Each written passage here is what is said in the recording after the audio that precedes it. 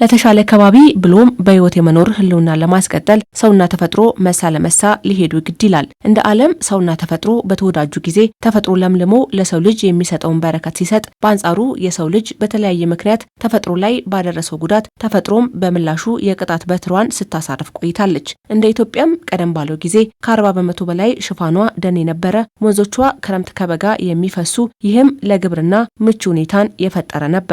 ሆኖም በቀደመ ጊዜያት የነበሩ መንግስታት ፖሊሲዎችን ጨምሮ በተለያዩ ጫናዎች አረንጓዴ ልብሷ ተራቁቶ ቆይቷል። ለዚህም ዘርተው ማብቀል ያቃታቸው ልፋታቸው መና የቀረ አርሶ አደሮች እማኝ ናቸው። ከዚህ በፊት እንደሆነው በቃ ቀይ መሬት ነው፣ ድንጋይ ነው፣ ምንም ነገር በቀልታ አያበቅልም።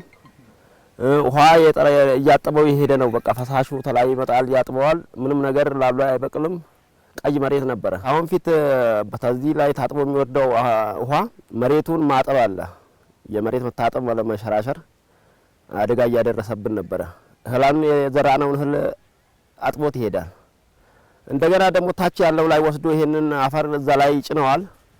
የሰራነው ነገር እያጠፋ ነበረ። የተፈጥሮ ሀብቷን ያልጠበቀች ሀገር እንደ ሀገር መቆም ስለመቻሏ ጥያቄ ውስጥ የሚገባ ነው። ይህ የገባት ኢትዮጵያ ታዲያ ከ54 ሚሊዮን ሄክታር በላይ የተጎሳቆለ የተፈጥሮ ሀብቷን ለመመለስ መስራት ከጀመረች ሰንብታለች። በተሰራው የተቀናጀ ስራም ከ33.6 ሚሊዮን ሄክታር በላይ እንዲያገግም ሆኗል። ከ54 ሚሊዮን ሄክታር በላይ የተፈጥሮ ሀብታችን የተጎሳቆለበት ሁኔታ ነበር ማለት ነው በኢትዮጵያ።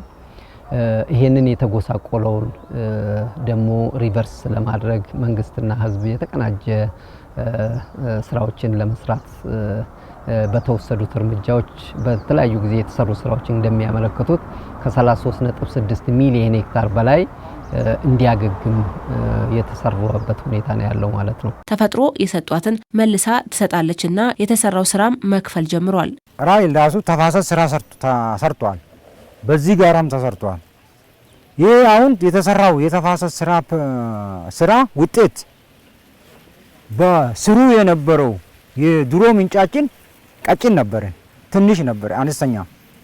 አሁን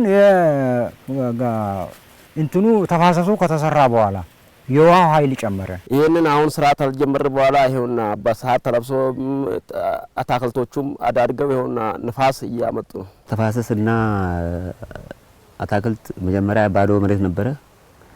ከዛ የአፈር ጥበቃ ውሃ እና እንትን በዚህ ቀን ስንሰራ እዚህ ውስጥ አታክልትም በመትከል የአካባቢውን አየርም ቀይረናል፣ ለውጥም አምጥተናል። ከፍተኛ የሆነ ህዝብ ከጫፍ እስከ ጫፍ በማንቀሳቀስ እምርታዊ የሆነ ለውጥ ማምጣት ተችሏል። ይሄም ሀገራዊም እንዲሁም ዓለም አቀፍ መድረኮች እውቅና የሰጡት ተግባር ነው። ምክንያቱም በተግባር የሚታይ ነገር የሚወራ ብቻ ሳይሆን የተወራው በተግባርም ማየት የሚቻል ነገር መሆኑ በመገንዘብ በዓለም ደረጃ በተለያዩ ዓለም አቀፍ ደረጃዎች እውቅና የተገኘበት ነው። ታዲያ የአፈርና ውሃ ጥበቃ ስራው ባህል ሆኖ መዝለቅም ችሏል። በፊት ስንጀምር ያው ይከብድ ነበር። እንደዚህ የሚሆን አልመሰለንም። ምንም እንደዚህ የሚጠቅም አልመሰለንም ነበረ ስንሰራው። ተሰራ ነው በኋላ ግን ብዙ ጥቅም ተላሎ ያገኘን እንደውም ተደስተንበታል። በጣም ተደሰተንበታል። የዚህ ላይ ያለው ራሱ አታክልቶቹ ሳሩ የማይበቅለው አንድ ነገር የማይበቅለው ሳር ሊበቅል ጀመረ ስንሰራው። ሳሩ እንደገና ለጥቅም ዋለልን። ደግሞ ያ ወርታ የሚሄደው ውሃም ቀርቶ አሁን እንዳለ ለልማት ሆኗል። ይሄ ጋራው ራሱ ተጠቃሚነቱ እየጨመረ ውጤቱን በተግባር እያዩ ስለመጡ ይሄንን የተቀናጀ የተፋሰስ ልማት ህብረተሰቡ ባህል አድርጎታል። እንደሚታወቀው እንግዲህ በአመት በአማካይ ባለፉት በተደረገ ጥናት ከ14 ሚሊዮን ህዝብ በላይ የሚሳተፍበት ይሄም ደግሞ በገንዘብ ሲተመን ወደ 14 ቢሊዮን ብር የሚሆን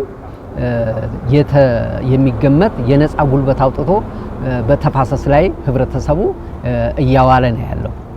ይሄ ከአመት አመት እየጨመረ ነው። ይሄ የ7 የ8 አመት አቨሬጁን ነው ያነሳውት እንጂ አሁን የባለፈውን አመት ብናይ ወደ 19 ሚሊዮን ህዝብ ነው የተሳተፈው በዚህ በተቀናጀ የተፋሰስ ልማት። ኢትዮጵያ በየጊዜው የምትከውነው የአፈርና ውሃ ጥበቃ ስራም በ2018 በጀት ዓመት ተጠናክሮ ይቀጥላል። 4.6 ሚሊዮን ሄክታር መሬትን በስነ አካላዊ የአፈርና ውሃ ጥበቃ ዘዴ ለመጠበቅም ታስቧል። ሚሊዮኖች ተሳታፊም ይሆናሉ።